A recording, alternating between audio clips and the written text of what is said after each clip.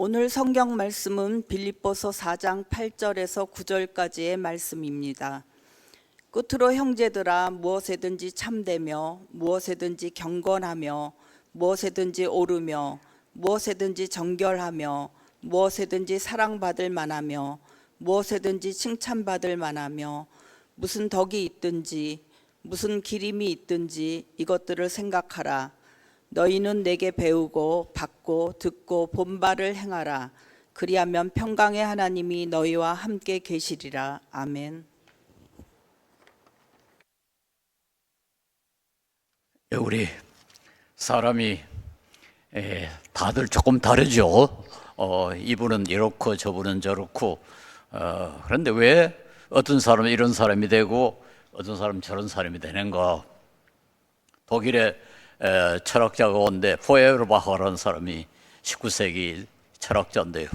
이분은 유물론자입니다. 그가 남긴 말 가운데 많이 알려진 것이 사람은 먹는 것으로 된다. 뭐 그게 좀 번역하기가 좀 쉽지 않습니다만 아주 간단하게 말해서 밥을 많이 먹으면은 사람이 밥이 된다. 빵을 많이 먹으면 사람이 빵이 된다. 뭐 문자적으로는 그렇게 해석할 수 있는 그런 발언을 했습니다. 이분은 유물론자니까 물질적인 것이 사람을 이런 사람을 만들고 저런 사람을 만든다. 가령 돈이 많은 사람은 조금 교만하고 돈이 좀 적은 사람은 조금 겸손하고, 예를 들어서 하여튼 뭐를 먹는가, 어떤 집에 사는가, 재산이 많은가 적은가, 이런 모든 물질적인 것이 사람을 이렇게 만들기도 하고 저렇게도 만든다. 그런 그 유물론입니다. 그래서 나중에 공산주의 이론을 만들어낸 칼 마르크스에게 아주 많은 영향을 끼쳤고, 칼 마르크스도 이 사람에 대해서 글을 쓴 것이 많습니다. 물론 물질적인 것이 사람에게 상당히 영향을 끼치는 건 사실이죠. 그래서 어떤 사람이 이런 사람이 되는 것은 물질적인 조건들이 많이 작용한다, 이렇게 말할 수 있습니다. 그러나 그보다는 역시 더 중요한 게 사람의 생각이다. 물질적인 것보다는 정신적인 것이 더 사람을 이런 사람으로도 만들고 저런 사람으로도 만든다, 이렇게 말할 수 있지 않겠는가 생각합니다. 가령 어떤 사람이 늘 그 악한 생각만 한다 합시다. 그러면 좀 악한 사람이 되지 않겠어요? 어떤 사람이 밤낮 아름다운 것 생각하고 선한 것 생각하고 그런 생각으로 가득 찬 사람은 얼굴 모양도 좀 달라지지 않겠어요? 저는 어떤 부부를 알고 있는데 부부가 얼마나 닮는지요. 그 참 신기합니다. 얼굴이 닮아져 가요. 그리고 제가 아는 어떤 분은 부인이 임신을 하면은 남편이 입덧을 해요. 그 여러분 이해가 됩니까? 부인이 남편한테 자기가 임신했던 말을 안 했는데 남편이 부인 보고 당신 임신했지 그러는 거예요. 그 어떻게 아느냐? 내가 입덧을 한다. 얼마나 사이가 좋았기에 그렇게 되겠습니까? 이 사람의 마음, 생각, 이것이 참 중요합니다. 이 생각이라는 게 아주 좁은 것으로부터는 아주 그 논리적이고 수학적인 그런 생각으로부터 생각해서 시작해서 돈에 대한 생각, 권력에 대한 생각, 이런 그 하급 생각까지, 생각은 여러 단계에 있다고 할 수 있죠. 어쨌든 사람이 어떤 사람이 되는 건 상당할 정도로 생각에 의해서 결정이 된다, 그렇게 말할 수 있지 않는가 생각합니다. 얼마 전에 그 뉴질랜드에서 어떤 연구소에 연구원으로 있는 우리 한국 사람, 저희 친척이기도 합니다만은, 이 친구가 와서 댓글 이야기를 하는데요. 전 세계에서 한국의 댓글 같은 댓글은 없다 그래요. 저는 댓글에 대해서 조사해 보지도 않고 알아보지도 않았습니다만은, 근데 그 중에 악플이라고 말하는 아주 못된 댓글 있잖아요. 그런 댓글은 전 세계에 없대요. 저도 가끔 어떻게 하다 그 댓글을 보면요, 어떤 댓글은 물론 아주 찬동합니다, 훌륭합니다 하는 것도 있지만은 아주 못된 댓글이 있어요. 하여튼 어떻게 하면은 다른 사람의 마음을 가장 기분 나쁘게 만들까? 그런 거 단어를 아주 고르는데 고생을 한 것 같아요. 그래가지고 아주 듣기에 싫고 정말 좀 기분 나쁘게 만드는 그런 댓글이 가끔 나와요.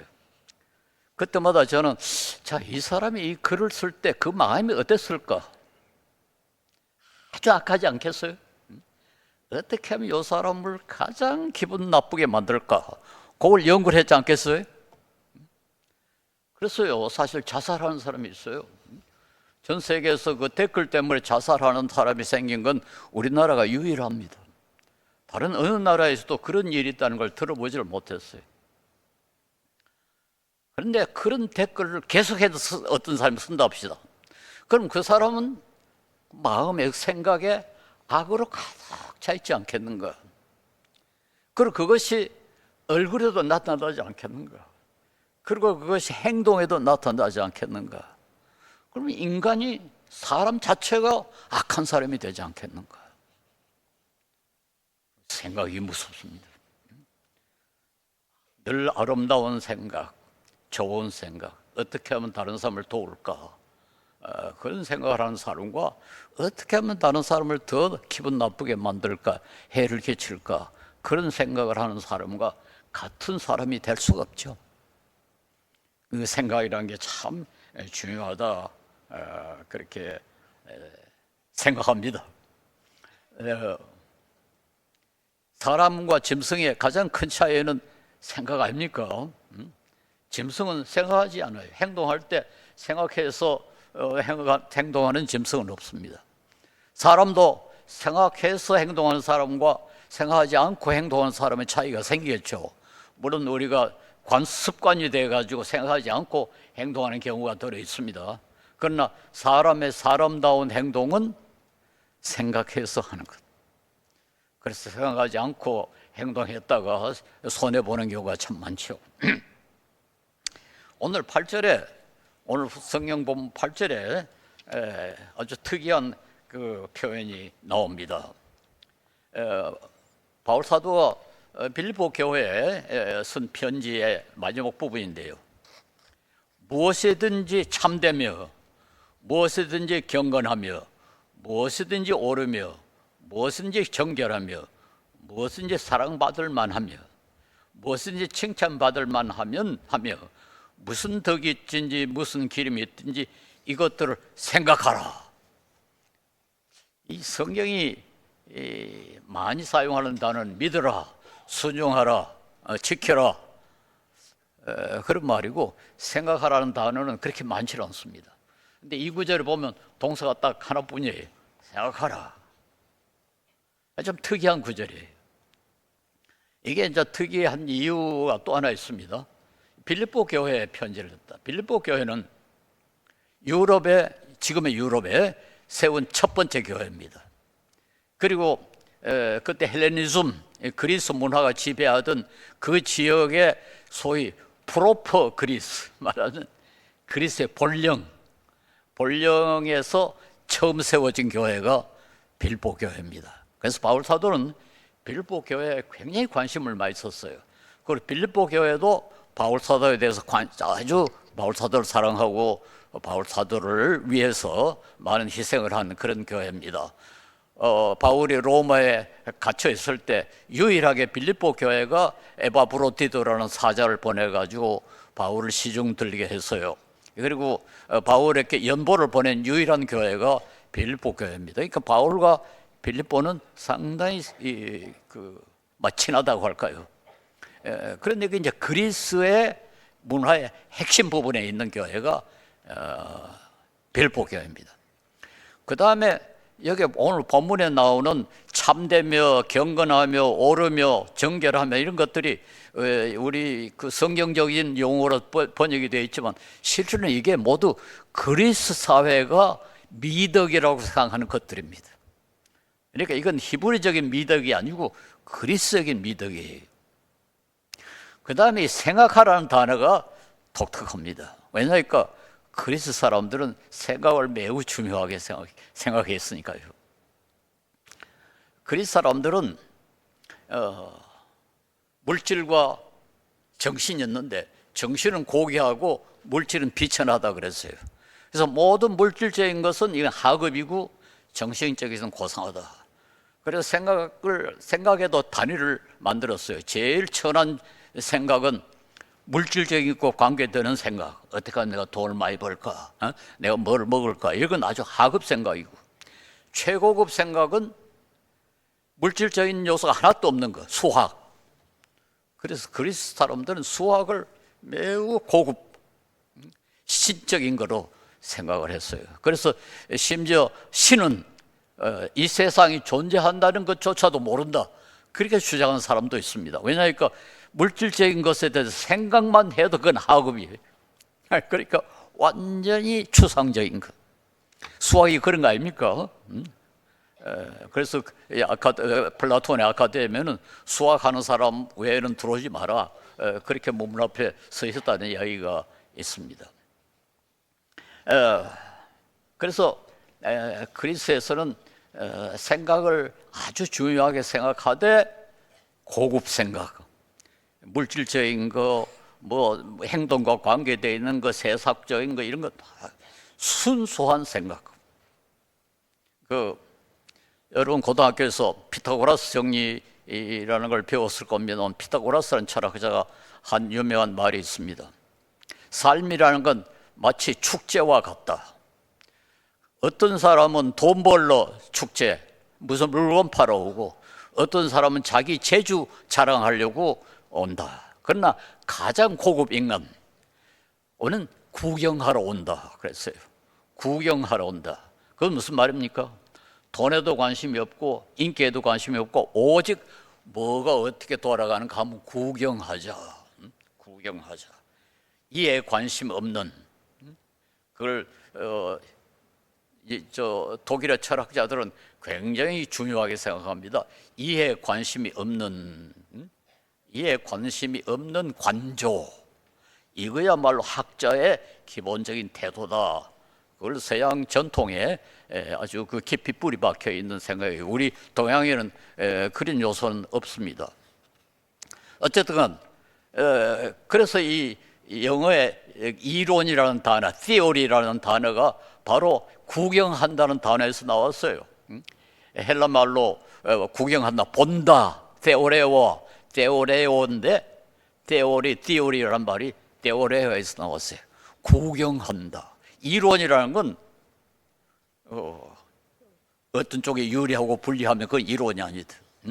내용과 관계없이 모든 것에 적용돼야 그걸 이론이라고. 그래서 칼 마크스는 자기의 주장만 이론이고 나머지는 다 엉터리다 그랬어요.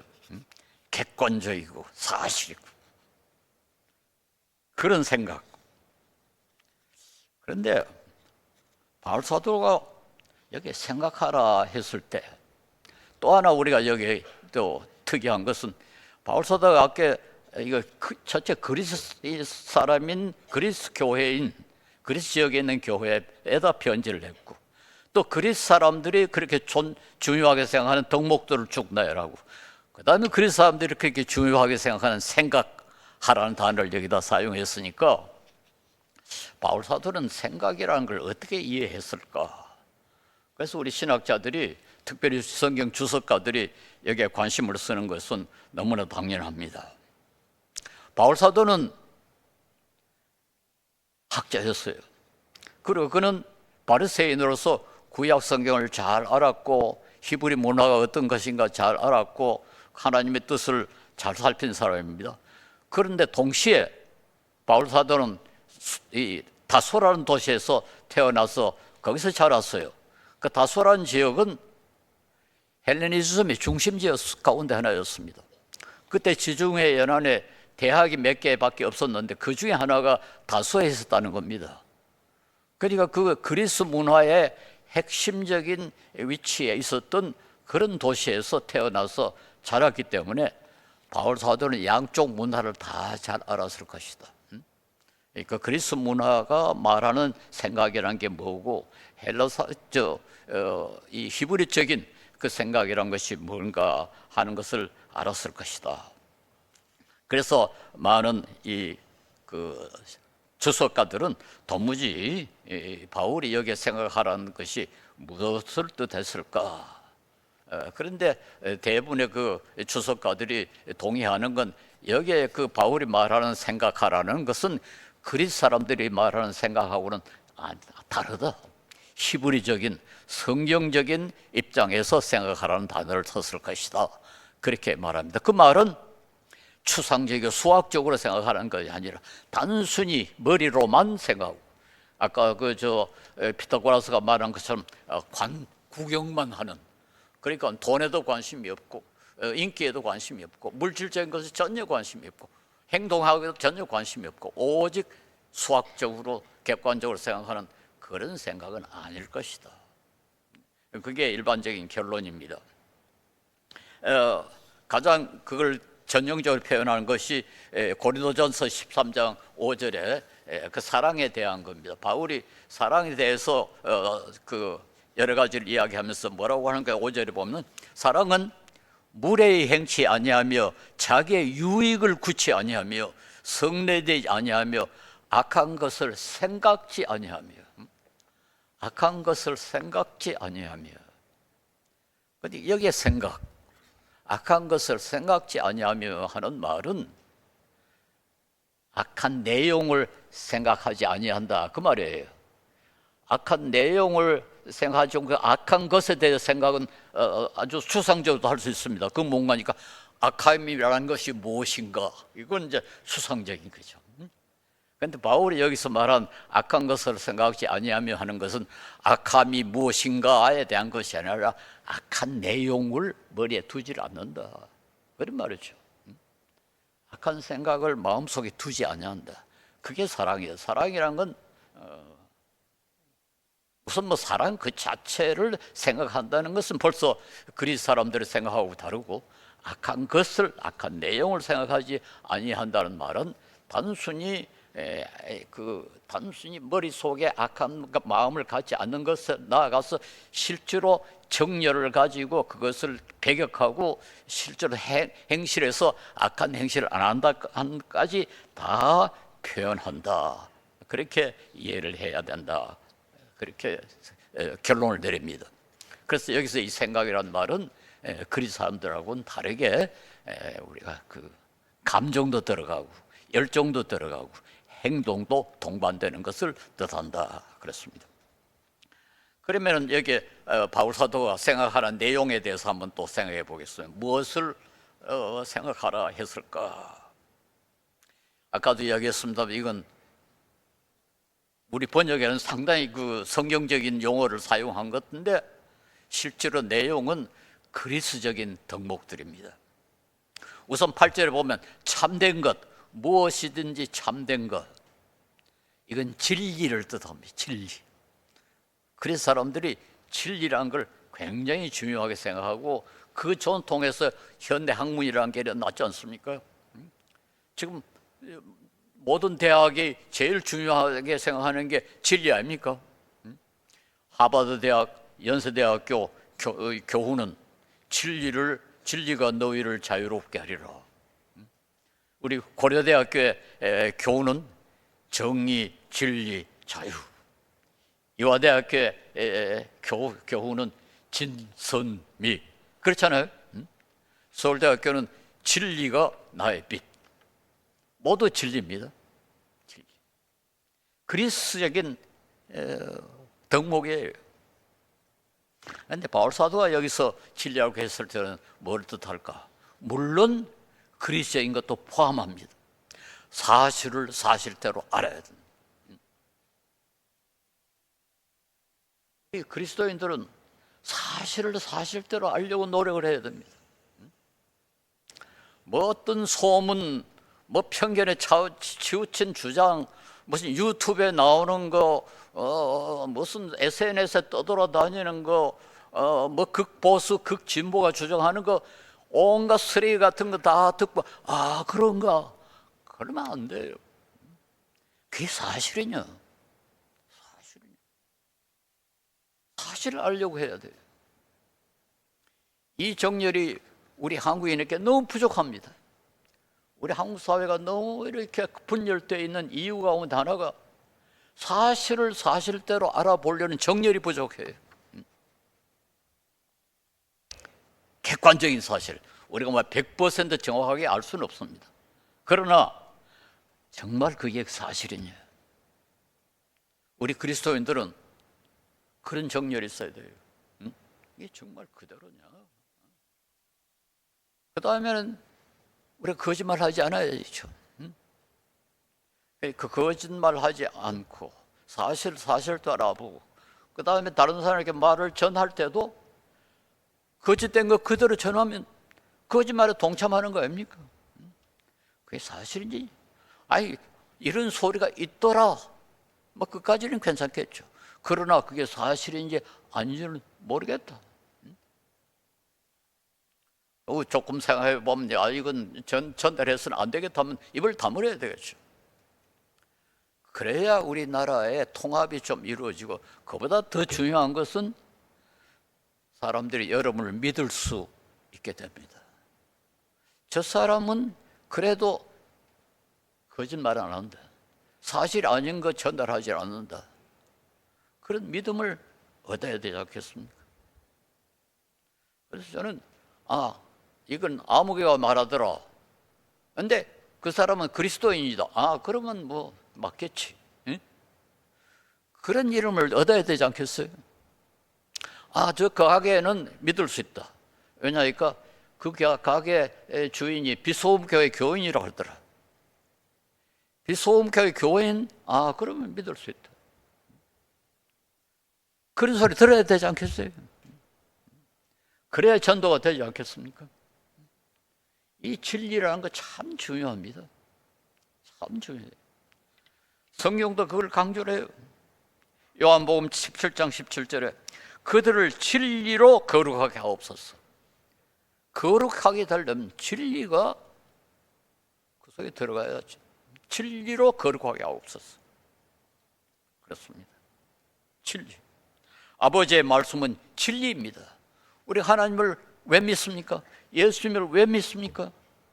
진리이기 때문에, 속이지 않기 때문에, 거짓되지 않기 때문에, 사실과 부합하기 때문에. 이게 그리스도인의 특징이 되어야 된다. 이거야 그리스 사람들이 주장했던, 성경이 주장했던, 그리스도인들은 진실해야 되고 참을 추구해야 되고, 아주 중요하죠.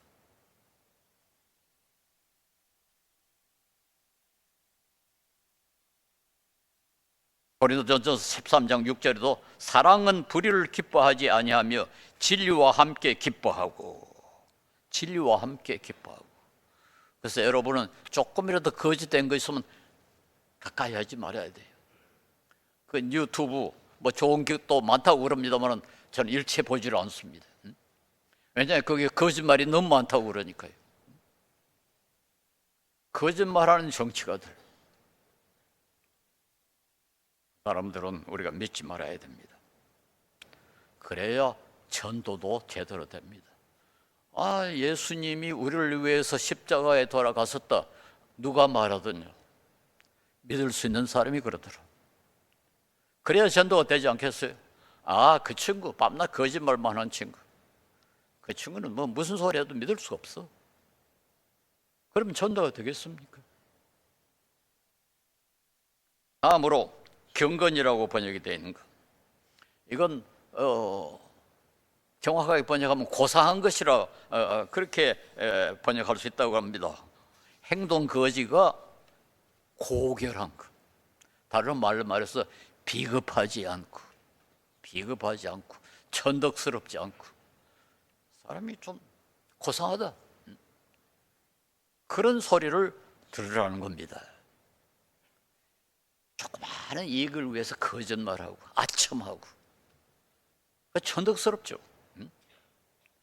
그리스도인들은 좀 의젓해야죠. 그리스도인들은, 저는 자존심이 있어야 된다고 생각해요. 자존심에는 교만하라는 말이 아니에요. 자기가 나는 하나님의 아들이요, 하나님의 딸이다, 그러면 이런 천한 일 못한다, 이런 재치한 거, 이런 더러운 거, 천한 것과 타협 못한다. 그게 자존심 아닙니까? 가령 어떤 사람이 저보고 뭐 이런 자리가 있으니까 이거 해라. 너무 탐이 나. 그 자리 가면 뭐 돈도 많이 벌고 사람들의 소위 존경도 받고. 내가 자격이 있느냐? 자격이 없으면 안 해야지. 그게 의젓한 겁니다. 그게 진짜 자존심이 있는 겁니다. 자기 능력 바깥에 그것을 추구하고 그것을 쳐다보고 그것 때문에 타협하고 그 자존심 없는 인간이죠. 너 이렇게 해라. 근데 그게 과연 그리스도인의 품위에 맞느냐? 그리스도인들이 가져야 할 그 원칙에 맞느냐? 그 이하다. 난 못한다. 좀 의젓해야 돼요. 좀 고상해야 돼요.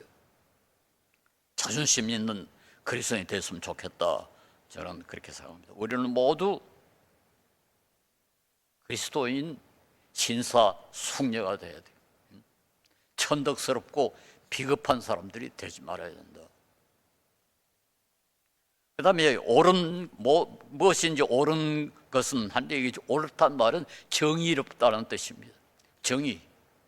그리스도인들은 네 가지 미덕을 강조를 했는지 그게 지혜, 정의, 용기, 절제입니다. 근데 그 정의를 굉장히 중요하게 생각했어요. 근데 사실은 정의를 성경이 더 강조합니다. 우리 하나님은 공의로우신 하나님입니다. 의로우신 하나님입니다. 그 의롭단 말, 정의롭다는 말과 같은 뜻을 갖고 있습니다. 성경이 가난한 사람, 약한 사람, 병든 사람을 돌보라. 왜? 그 사람들은 약자들이기 때문에 항상 억울함을 당한다. 이 세상에 보면 강한 사람은 억울함을 안 당하죠. 약한 사람이 억울함을 당하거든요. 그러니까 악한 사람을 돌보라 하는 이유는 정의를 존중하라. 정의를 존중. 공정해야 된다. 그런 의미입니다. 그래서 성경은 정의를 굉장히 강조를 해요. 우리 그리스도인들은 공정해야 됩니다. 아무리 나한테 이익이 되더라도 사실이라면 사실 아니다 말할 수 있어야 돼요. 왜냐하면 내가 부당하게 이익을 보면 반드시 누가 손해를 보니까 공정하지 못하죠. 아무리 저 사람이 나하고 친하고 저 사람은 나하고 사이가 좋지 않더라도 공정하게 이 사람이 한번 잘못했다. 이 사람이 잘했으면 잘했다 해야지. 내하고 친하기 때문에 잘못한 것도 잘했다라고, 내하고 사이가 나쁘기 때문에 잘한 것도 잘못했다고. 불공정합니다. 불공정. 그래서 그리스도인들은 공정해야 되죠. 그 축구할 때 심판이 불공정하면 게임이 됩니까? 엉망이 돼버리죠. 재판할 때 판사가 불공정하면 이 사회 질서가 되겠습니까? 공직자들, 특별히 정치가들이 공정해야 되는데 우리는 그 정치가들의 공정에 대해서 너무 관심을 안 써요. 뭐 거짓말은 정치하는 사람은 의뢰의 거짓말하는 거지. 그러고 말아버려요. 아닙니다. 우리는 우리 자신만 공정할 뿐만 아니라 우리를 이끌을 소위 지도자들을 뽑을 때도 제1덕목을 공정으로 정의를 둬야 됩니다. 다른 능력이 아무리 있어도 불공정한 사람은 우리 사회에 큰 해를 끼칩니다. 그 다음에는 정결한 것. 이것도 행동 거지가 사랑스럽고 매력적인 것을 뜻한다 그럽니다. 그래서 이걸 요약을 했는데요. 사도는 덕과 기림으로 이 미덕들을 요약을 했어. 덕이라는 말은 아까 이야기한 정의로운 거, 그런 것도 고상한 거, 참된 거, 이런 걸 미덕이라고 그러죠. 미덕. 그 다음에는 기림이라는 건 사람의 인정을 받는 거, 칭찬을 듣는 거. 이런 것은 무엇이든지 그런 것을 늘 마음에 두고 묵상하고 그걸 정열을 가지고 실천하려고 노력하라. 그렇게 살아라. 그렇게 하면서 바울 사도는 9절에 보면은 너희는 내게 배우고 받고 듣고 본바를 행하라. 그럼 뭘 뜻합니까? 바울 사도는 그렇게 했다는 거 아닙니까? 바울 사도는 비록 히브리인이지만은 구약적인 전통에 산 사람이지만 그러나 그리스 전통에 좋은 것도 자기도 행했다. 그러니까 내가 한 걸 보고 본받들어 그 말 아닙니까? 듣고 보고 배운 바를 행하라. 예, 우리도 우리 유교나 불교의 좋은 전통 배워야 됩니다. 우리 무시할 필요가 없어요. 인의 예지, 유교가 강조하는 것이 어질고 어렵고 예의 있고 지혜롭고 다 좋은 거죠. 불교가 강조하는 자비, 우리가 자비로워야죠. 불교가 강조하는 금욕, 우리 가능하면 절제해야죠. 그것에 우리가 성경적인 의미를 부여해가지고 우리는 모든 미덕을 장려하고 마음에 두고 묵상하고 그걸 실천하고 그래서 우리 인격이 변화되도록 그렇게 노력을 하라 그렇게 가르칩니다. 단순히 관념적으로 머리에만 생각하는 이게 우리 한국 기독교의 가장 큰 약점이에요. 이 행동으로 옮기고 인격으로 변화되는 것보다 마음속으로만 믿어요. 마음으로 믿어. 그러니까 마음으로만 믿으면 된다. 행동으로는 안 해도 된다. 그렇게 되는 것 같아요. 얼마 전에 저는 한국보험연구원 원장을 우연히 만났습니다. 그리스도인이기 때문에 마음 놓고 이야기를 했습니다. 제가 늘 관심을 갖고 있는 것이 보험 사기인데요. 우리나라의 보험 사기가 너무 심해서 그 이야기를 했더니 그분이 일본하고 비교하면 우리 보험 사기가 너무 심합니다. 왜 그렇습니까? 그랬더니 그분이 대답을 못해요. 그저 민도가 낮아서 그렇죠. 그러고 마는데요. 제가 인터넷 들어가서 조사를 해보니까 우리나라에는 자동차 사고가 나면은 그 72%가 입원을 한대요. 보험 자동차 사고가 100건이 일어나면 그 중에 72건에는 그 관계자가 입원을 한대요. 일본에는 몇 퍼센트 압니까? 9%. 일본에는 자동차 사고가 100건이 일어나면 9사람이 입원을 하는데 한국 사람은 72명이 입원을 한답니다. 왜 그럴까요? 일본 자동차는 사람을 안 다치게 만드는가요? 일본 도로는 아주 사고가 나도 사람이 안 다쳐서 그럴까요? 나이롱 환자 때문에 그렇습니다. 나이롱 환자. 72대 9.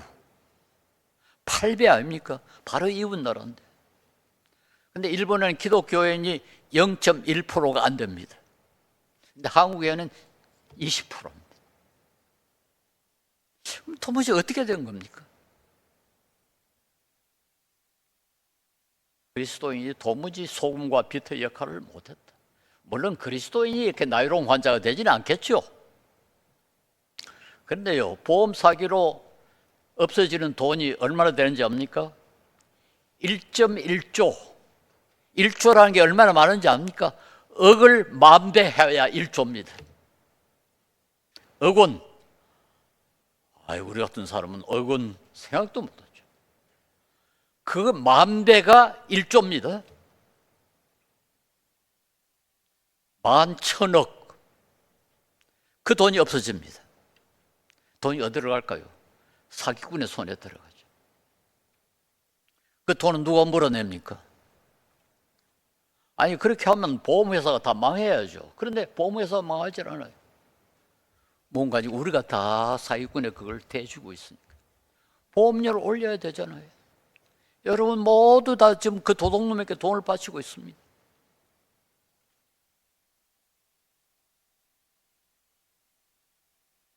관념으로만 믿어요. 관념. 머릿속으로만 믿어요. 마치 그리스 사람들이 머릿속으로 생각하는 걸 중요하게 생각하는 것처럼.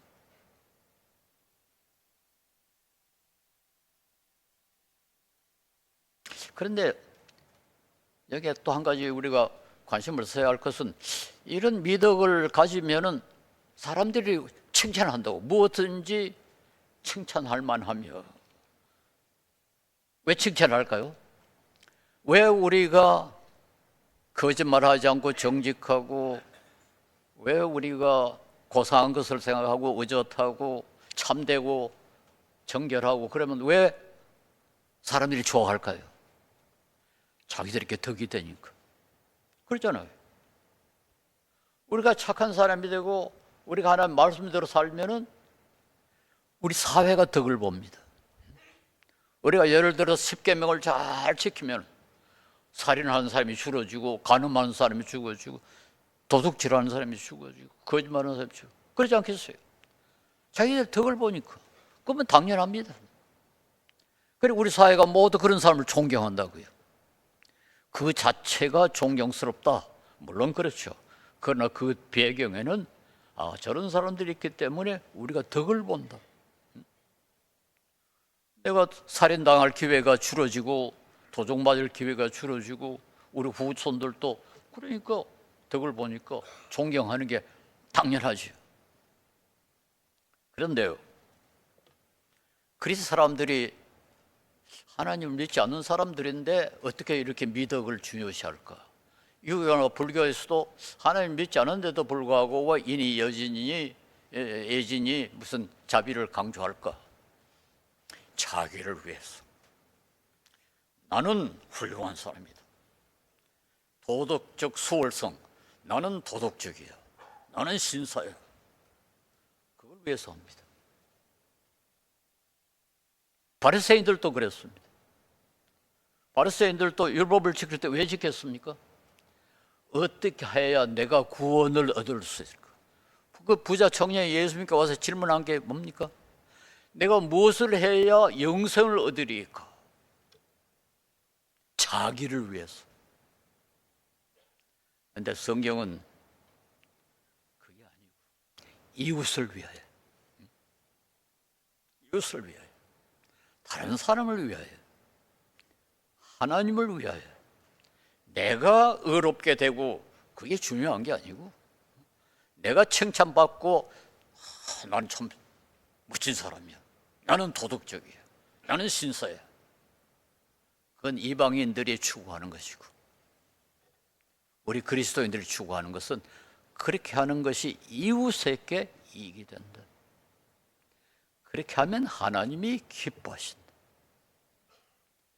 그게 목적이 되어야 됩니다. 그래서 우리가 늘 아름다운 것을 생각하고 묵상하고 그것에 정열을 기울이고 그것을 실천하려고 노력하는 이유는 이웃에게 이익이 되고, 그것이 성경이 가르치는 사랑입니다.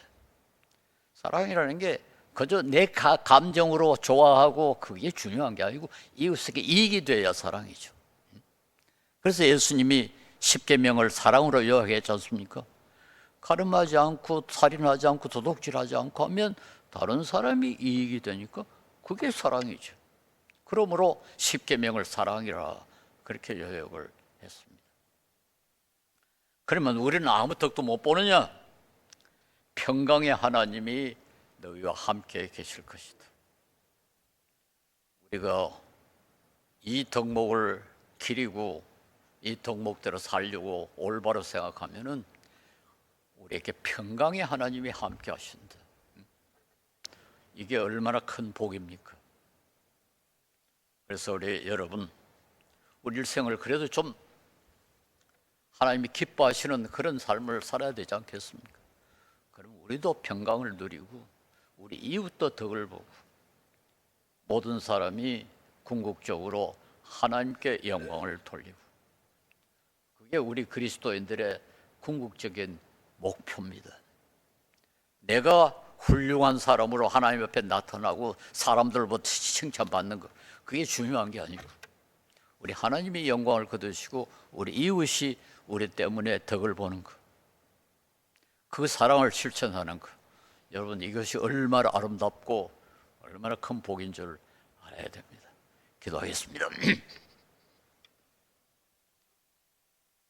거룩하신 주님, 주님께서 우리에게 허락하신 이 위대한 말씀 상고했습니다. 우리가 이 위대한 말씀 알고 깨달았지만은 실천하지 못합니다. 우리에게 너무 욕심이 많고 우리의 생각이 너무 짧고 우리의 믿음이 부족합니다. 주님께서 불쌍히 보시고 성령으로 우리와 함께 해주셔서 우리의 조금이라도 주님을 닮을 수 있는 그런 삶을 살고 그런 사람들이 되게 하옵소서. 당신의 이 귀한 백성들 주님께서 참으로 사랑하고 모든 사람의 존경과 사랑을 받는 귀한 성도들로 나타날 수 있도록 주님께서 복을 주시옵소서. 예수님 이름으로 기도합니다. 아멘. 찬송가 274장 찬양 드리겠습니다.